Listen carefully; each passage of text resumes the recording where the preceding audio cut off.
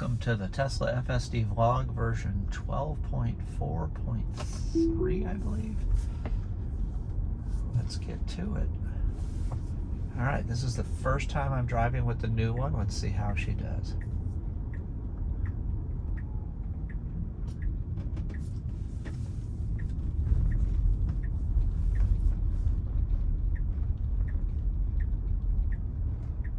Seems to be hugging the left side just a little bit more, which is good.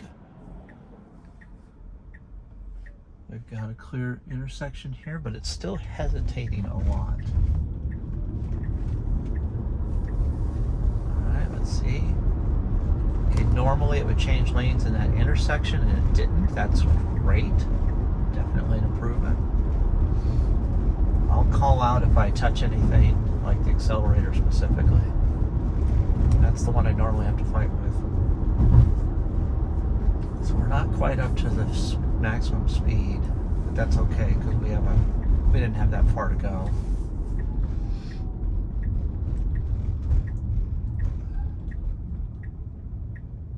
Okay. We're going to get a green light here in a second. It's going to go ahead and try to creep forward on the red. It needs to go forward with more confidence than that, but that's fine.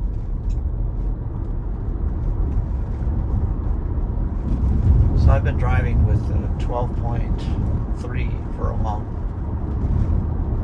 12 point. Oh man, I can't remember what version I was driving now. It's kind of taking up the whole lane here, which is fine, really. Still not up to the full speed. Matter of fact, it feels like it's slowing down right now.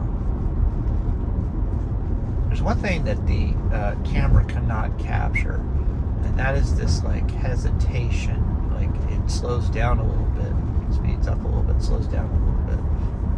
It was doing it when we were coming over the crest of that hill.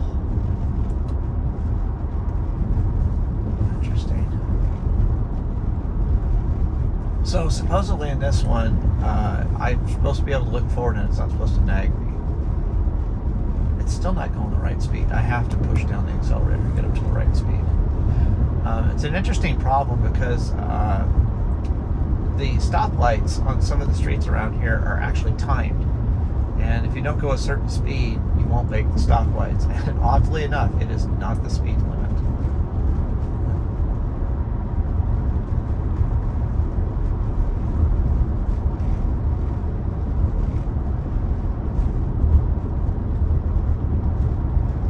It should be timed to the speed limit, but it only works with the speed limit if you're already going that speed when you leave the first stoplight.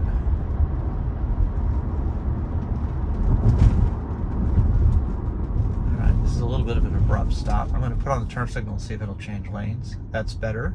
Normally here, if I did that, it would put on the turn signal, start to get over, and then it would turn off the turn signal and go back into the lane. So it's nice to see a little bit more confidence in that lane change.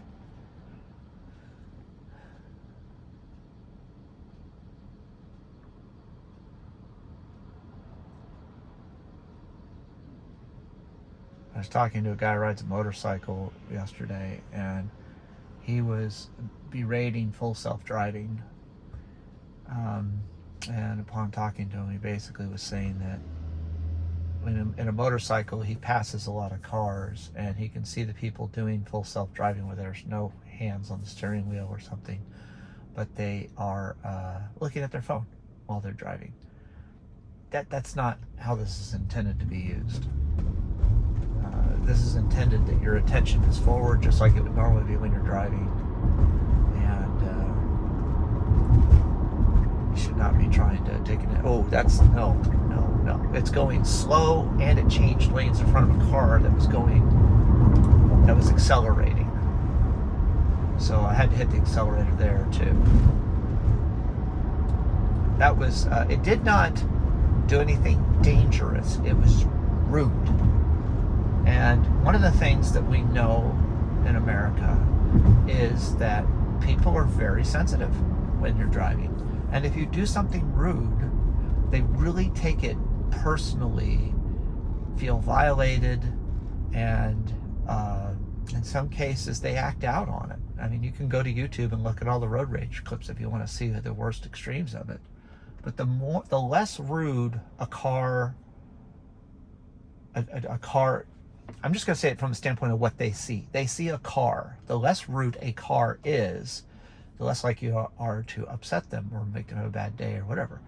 And while it's a nitpicky detail, robotically, it does a good job. I think it just doesn't blend well sometimes with humans. And I've had this discussion before, but I really haven't posted any of these videos that I've been talking about it. So I'll say it in this one. We have to, as FSD testers, hold this thing accountable to driving as good as a human in the cases where it is not. It's safe, and you can let it go. I could have just let it go slowly over in front of a guy that wants to do over the speed limit, and I'm doing at the speed limit. Ooh, it swerved just a little bit to the left and right there in that intersection. That was really weird. The swerve was very minor. You could see the steering wheel move when it happened. But my point being is that, it does things correctly, and it's safe, and that's a huge win. That's enormous. But in the context of being a good citizen on the road, a polite citizen, it's still rough around the edges. And I would think that we need these things to be as good as human drivers and blend in with human drivers. And people would say, "Oh, we just need to get rid of all the humans." No, I think that's stupid and very short-sighted. But I do want more human drivers to use their full self-driving most of the time. We would have much, much safer roads if everybody was using a technology like full self-driving and only took over when it was necessary, especially when it's working well, than we would having a mixture of people not having it and a few people that have it. And trying to take away everybody's driving privilege is insane. This is pretty good. It's pretty normal. All right, it always has trouble up here on the left. It almost wants to, it kind of like heads towards the little divider where the parking lot is, and then it just gets confused. Let's see what it does here. It's actually cutting to the left just a little early there, and this is a lot smoother. Oh, that is a much smoother turn. All right, I got a guy behind me. He's not going to be happy about the fact that I'm going to back into this parking spot, but whatever. All right, let's go ahead, park, start. Wow. It's like scary close to that car, but it is taking advantage of that space in order to give it more maneuverability to get into the spot.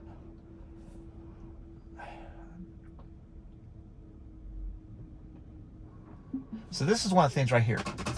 I'm trying to put it in reverse. It won't go into reverse. See this? See this?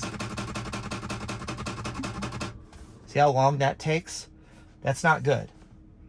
When you're in a situation where you're using the auto park and you have to override it, there's an enormous delay, an unconscionable delay between the time the auto park deactivates because you deactivated it versus when you can take control. And you're sitting out there blocking traffic while you're waiting to take control of the car. This has nothing to do with full self-driving. This just has to do with the operation of the vehicle in autonomous mode versus hands-free mode.